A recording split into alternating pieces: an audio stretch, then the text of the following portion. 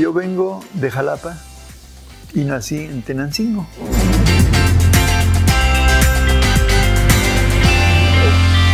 Tenancingo es el sur del Estado de México, es la tierra caliente.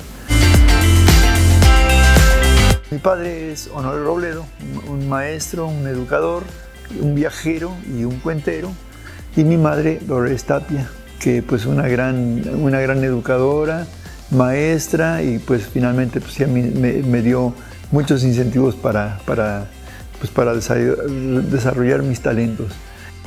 Tengo 5 hermanos y entonces yo soy el mayor, y entonces obviamente como soy el mayor siempre pues anduve experimentando y me tocó ser como el chivo explicatorio, como dicen por allá.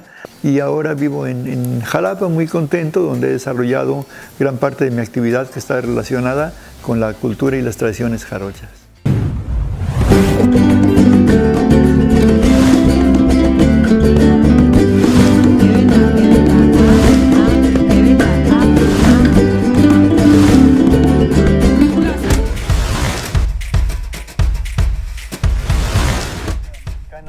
Contemporánea, digamos un ejemplo como la Viquina o cosas como las que están haciendo muchos compositores, es un retomar la música tradicional y agregarle elementos novedosos, pero en el son jarocho y en el son huasteco y en la pideco michoacán y en la música mixteca, pues no está pasando mucho de esto. Más bien, los sones que normalmente se escuchan en el son jarocho vienen de hace 40 años. Entonces lo que estamos tratando y parece que estamos logrando es meter sones nuevos, sonidos nuevos, instrumentos nuevos en este son tan tradicional y tan conocido.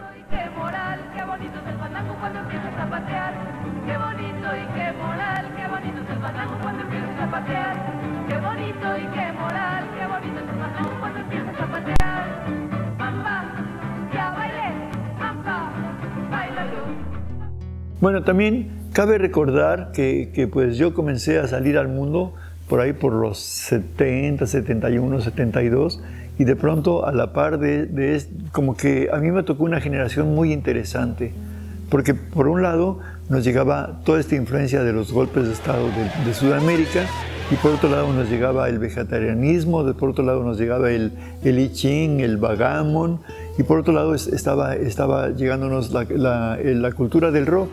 Y como ya andaba de aventones por todo México, pues de pronto comencé a ver guitarristas fabulosos que llegaban de Estados Unidos a Oaxaca, por ejemplo, o a San Cristóbal, o en el camino me encontraba enormes guitarristas que me decían, oye, pues mira, existe esta música. Entonces, por ahí comencé a descubrir que había grupos que eran, por ejemplo, Jethro Tull o Cat Stevens, y después mis influencias así directas fue descubrir, por ejemplo, a Carlos Santana. Carlos Santana, que tú ponías su disco de Black Magic Woman y lo escuchabas, yo pienso que lo escuché como 1000 veces o 2000 o 100,000 veces, no sé cuánto, ¿no?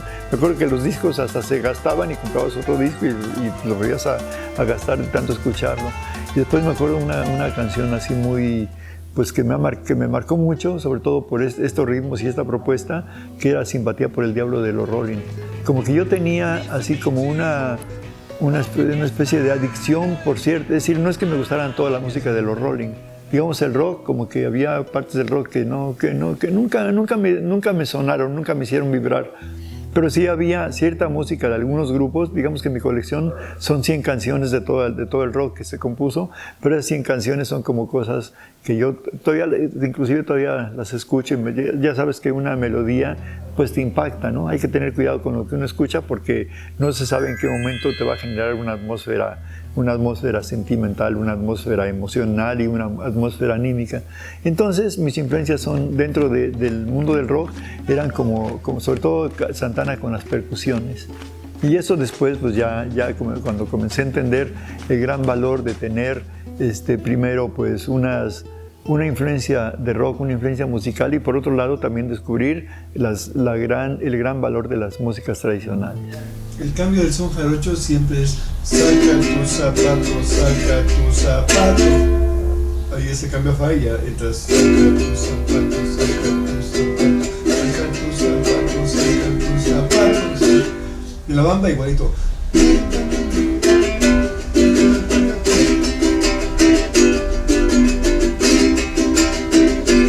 Y luego con el pato, tus zapatos,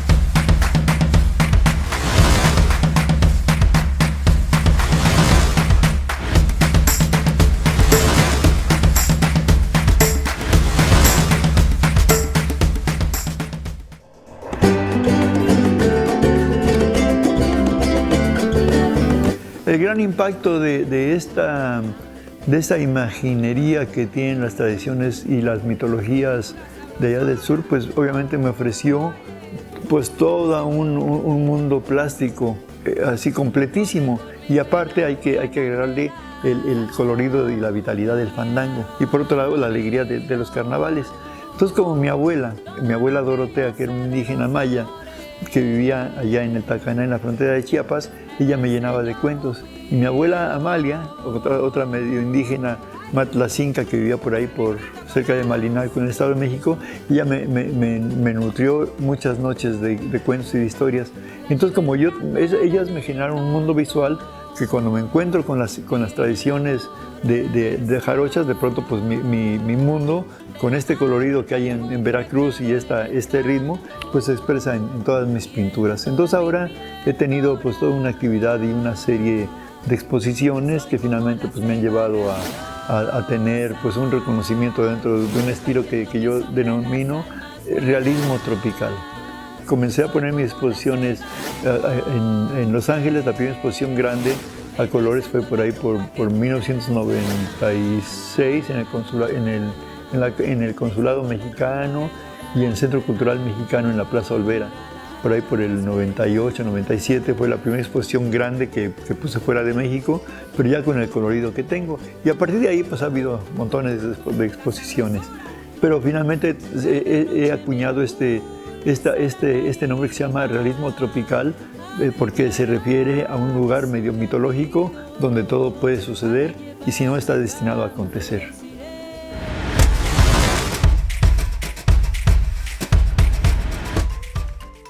Bueno, y entonces dentro de este mundo mágico y mitológico, pues obviamente cuando la gente me narra una historia, pues yo estoy viendo la película y luego cuando vengo de los fandangos, voy a mi estudio y ahí comienzo a tomar notas y poco a poco comienzo a narrar el cuento hasta que finalmente ya queda consolidado.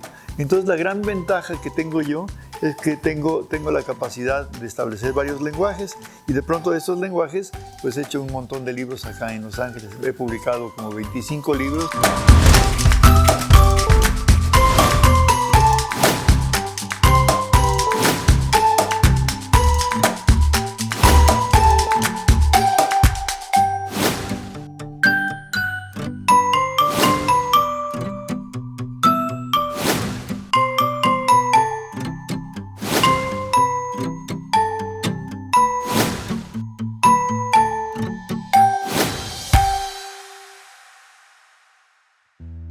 Me he ganado un premio con el libro del Cucuy, con mis cuentos y mis ilustraciones, y de pronto pues como que tengo estas imágenes donde se pueden ver así como el trayecto de las presentaciones, de los personajes, del mundo que yo he ido construyendo.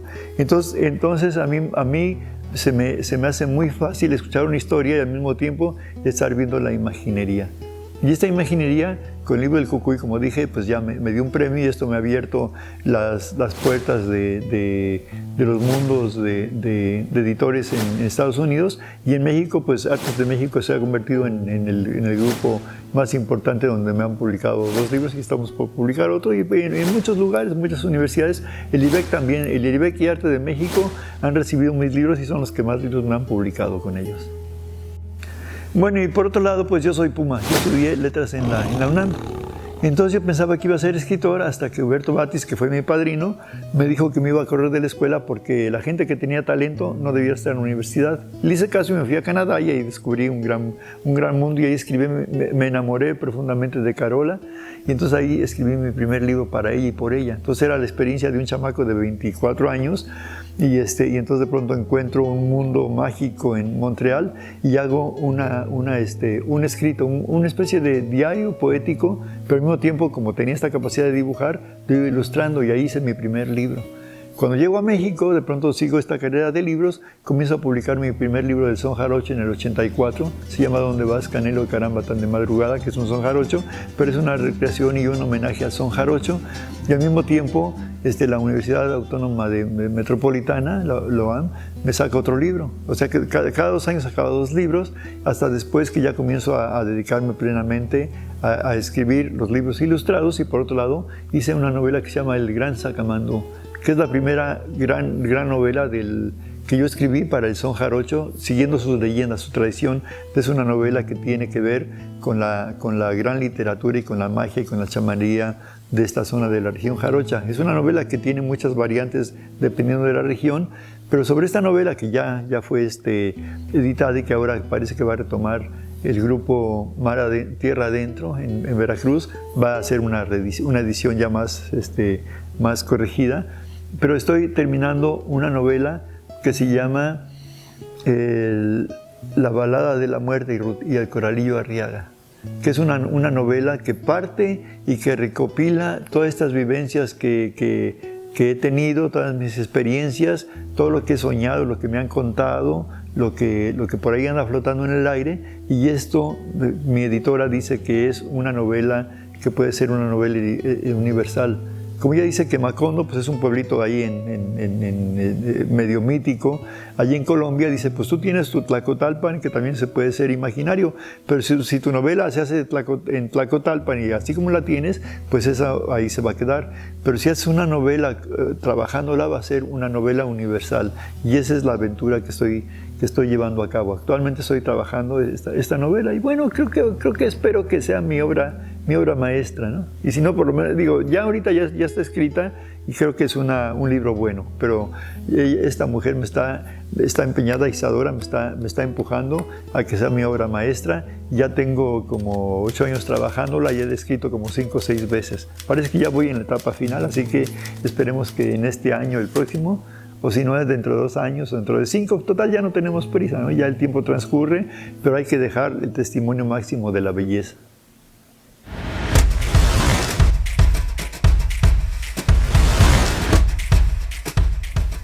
Bueno, con mi grupo actual tengo un colectivo que se llama Incienso Mulato. Este grupo, después de todas estas improvisaciones que tuvimos en esa época mágica de los 80, cuando teníamos juventud y atrevimiento para todo, de pronto siguiendo los pasos y los consejos de mi amigo Güemes, que ahora sí que ya está por allá arriba, él me decía que, dice, haces muchos experimentos, dice, pero vas a ver, cuando seas viejo, vas a terminar tocando la música tradicional de Pajarocú. Y ahora ya entendí que la música tradicional tiene unas formas y tiene unas propuestas, pero yo, como sigo experimentando, de alguna manera hice este disco que se llama este grupo que se llama Incienso Mulato. La montaña jamás grita delante del vendaval, a su secreto palpita en el cristal. Una vela con su flama me ayuda a reflexionar, me inspira la madrugada y el mezcal. Sabor a miel, quiebra el mezcal y el aroma de tu piel al natural. A todo bien. Y este Incienso Mulato son composiciones mías, pero son para que las canten mujeres. Entonces tenemos el son del mezcal, el son del rebozo, el chocolate, y como soy cuentautor, cada uno de los libros, por ejemplo, el son del rebozo, pues tiene su libro del rebozo. Y entonces aquí hay un cuento que narra una historia, pero el son del rebozo pues también acompaña muy bien a este son. Entonces cuando hacemos presentaciones, se llaman Cantares y Contares, con Flora de Chazal, que es mi compañera, y entonces con ella hacemos una realización de cantos y cuentos del sotavento. Adiós, prenda consentida, adiós, prenda consentida. Ya te di mi vida entera, ya te di mi vida entera. No llores a mi partida, no llores a mi partida. Conoceré cuando muera. Y este grupo tuvo un despegue muy bueno, porque participamos en la Hora Nacional, en muchos programas en RTV, y hicimos una gira, pero de pronto se nos atravesó la pandemia y eso cortó gran parte de la trascendencia, no solamente la nuestra, sino de muchos grupos, de muchos artistas y de mucha gente que finalmente pues ahí se quedaron, si no perdieron la vida, perdieron gran parte de su quehacer y de su trayectoria. Entonces también eso pues modificó en muchos aspectos la vida cotidiana de la gente, la asistencia a los foros, a conciertos, porque ahora el teléfono pues ya es gran parte como que ha sustituido esta convivencia de cuerpo a cuerpo que teníamos antes. Entonces, pues seguimos en la batalla, estamos terminando el segundo disco. Hicimos un disco que pues fue muy bueno, que nos ofreció muchos conciertos, muchas gratitudes, y ahora estamos terminando el segundo disco que se llama Tlazocámatl. Es decir, gracias, porque este disco ya tiene que ver con las esencias de México, el cacao, el café, el maíz, el temazcal, como que ya es un canto y un himno a finalmente lo que nos mantiene vivos y que tenemos genéticamente como elementos de fiesta, elementos de purificación, de apoyo, de alimentación o de gozo. Entonces, yo pienso que este grupo pues es un grupo, pues para mí como que ya es como algo muy, muy grato que he logrado y que se mantiene. Entonces, bueno, yo esperemos que este año salga ya el disco también.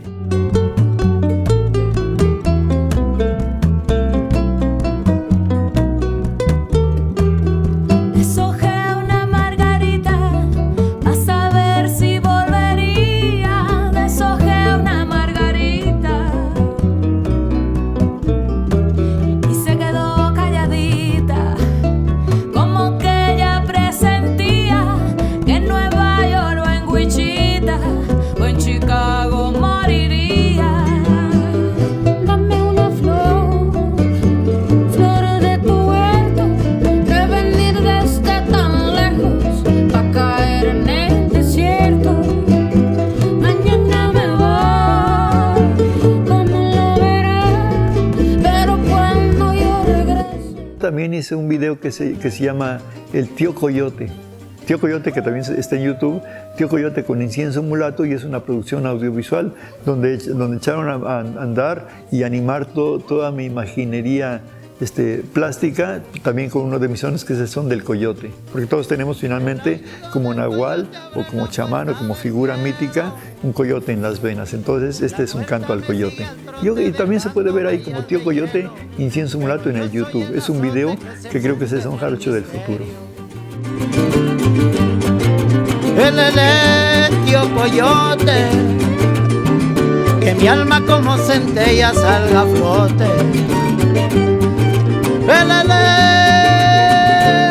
Tío Conejo,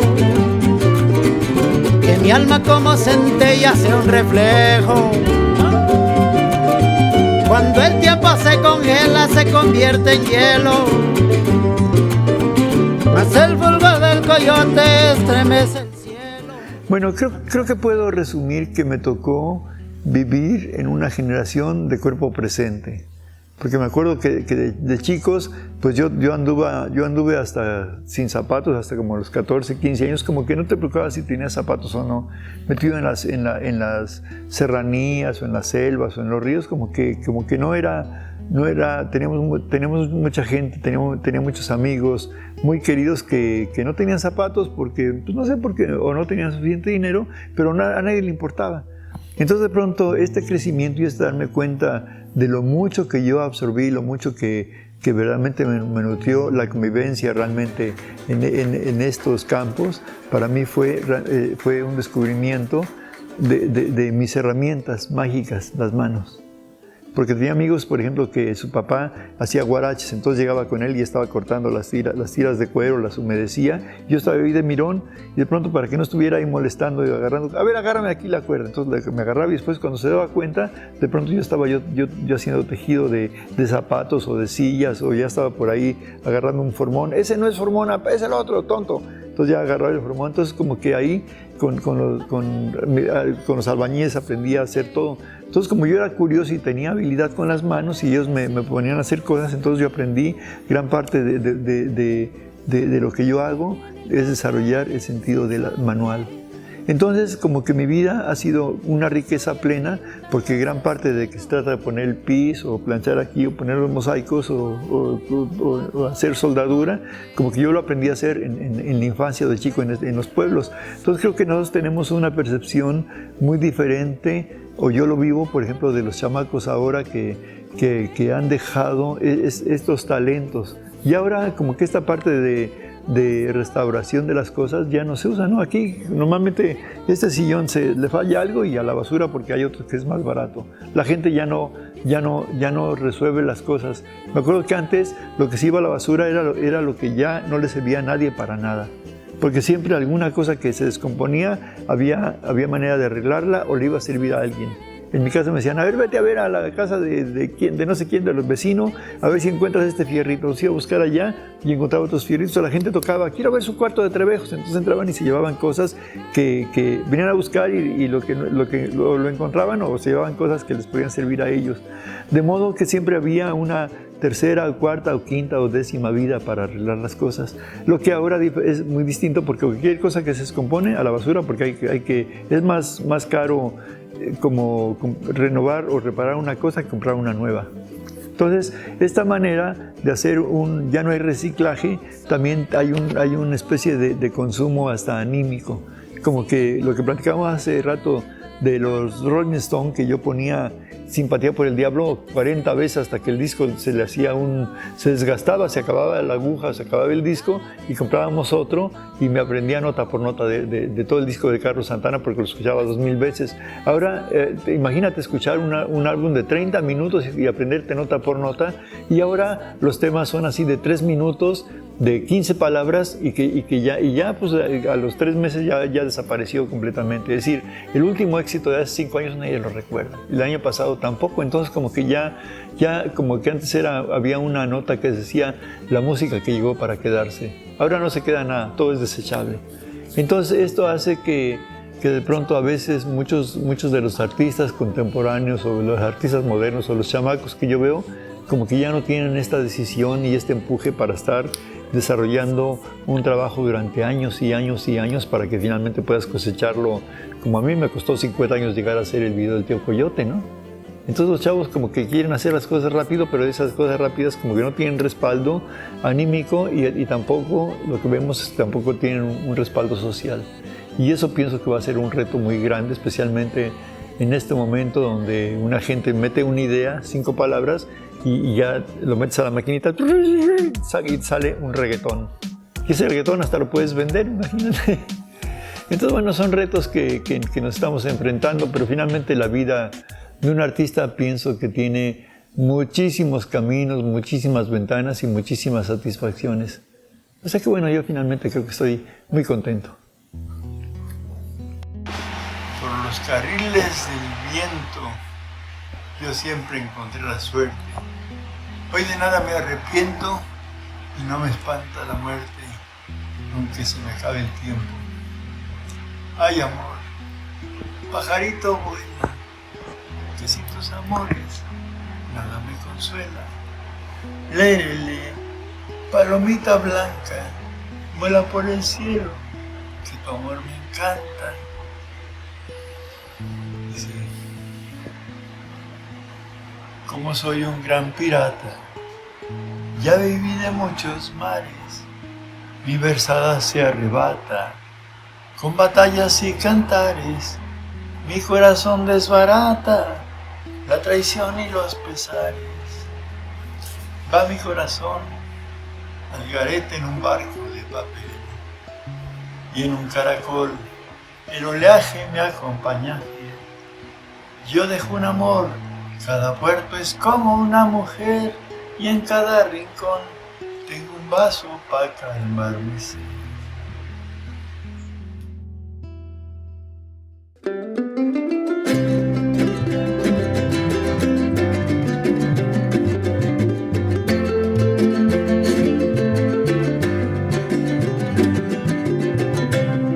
Las lágrimas son eternas y se guardan en el mar. Yo miré ánimas enfermas angustiarse y zozobrar, pero en tus caricias tiernas me salvé de naufragar.